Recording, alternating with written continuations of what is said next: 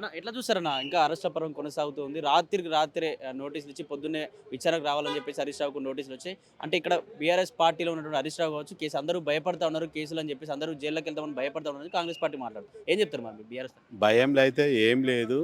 ఈ ఎలక్షన్ల మూమెంట్‌ల రేవంత్ రెడ్డి ఒక భయభ్రాంతుల్లాగా కేసులు పెట్టడం జరుగుతుంది. అలా విచారణ ఇస్తే ఏం అన్ని ఫాల్స్ కేసులే ఉన్నాయి. ఏం లేదు. Utter flop.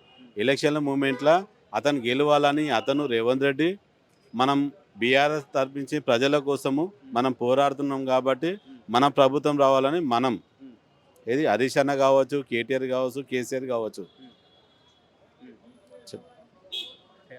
నెక్స్ట్ దీనికి సంబంధించి ఏంటంటే ఎందుకు హరీష్ రావుని ఎందుకు టార్గెట్ చేయాల్సి వస్తుంది దీనికి సంబంధించి బీఆర్ఎస్ పార్టీ? అదే అధికారంలో రేవంత్ రెడ్డి మళ్ళీ రావాలని ఆయన కోరుకుంటుండు. అధికారంలో రాలేడు కూడా, కుర్చీ కూడా ఎక్కలేడు, జెండా కూడా పట్టలేడు. ఏంటంటే బీఆర్ఎస్ ప్రభుత్వం ఉన్నది కాబట్టి, నెక్స్ట్ బీఆర్ఎస్ ప్రభుత్వం ఎట్లయినా వస్తుంది కాబట్టి లేనిపోని అవధలు ఆడడము, 6 పథకాలు ఏందో న్యాయపరంగా ఒట్లేసి ఆ దేవుళ్ళ మీద ప్రమాణం చేసి ఒట్లేసి ఎట్లయితే హామీలు ఇచ్చిండో ఆ భగవంతుడు శాపంగా మారుతాడు. సీటు కాదు, సీటు ఎక్కలేడు. ఇక్కడ చాలా మంది బీఆర్ఎస్ హయాంలో చాలా మంది ఫోన్ కాల్స్ విన్నారు బీఆర్ఎస్ పార్టీ వాళ్ళు. ఖచ్చితంగా వాళ్ళందరూ అరెస్ట్ చేసి తీరుతామని చెప్పేసి కూడా మాట్లాడుతున్నారు.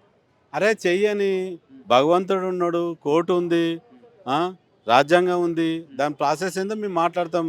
మా తరపున హరీష్ అన్న ఉన్నాడు, కేటీఆర్ ఉన్నారు, కేసీఆర్ గారు ఉన్నాడు. వాళ్ళకు భయపడడం ఏంది? ప్రజల పక్షాన మేము పోరాడతాం, యుద్ధం చేస్తాము. మాకు న్యాయం కావాలి.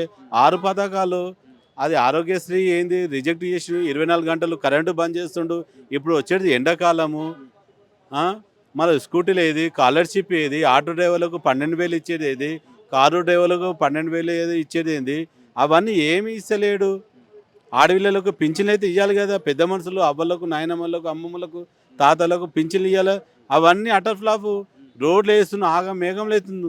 రేపటి నాడు ఇది ఫ్లైఓవర్లు ఏమైనా కింద మీద అయిందని ఒక కారణం రేవంత్ రెడ్డే. అదే నేను చెప్తున్నా.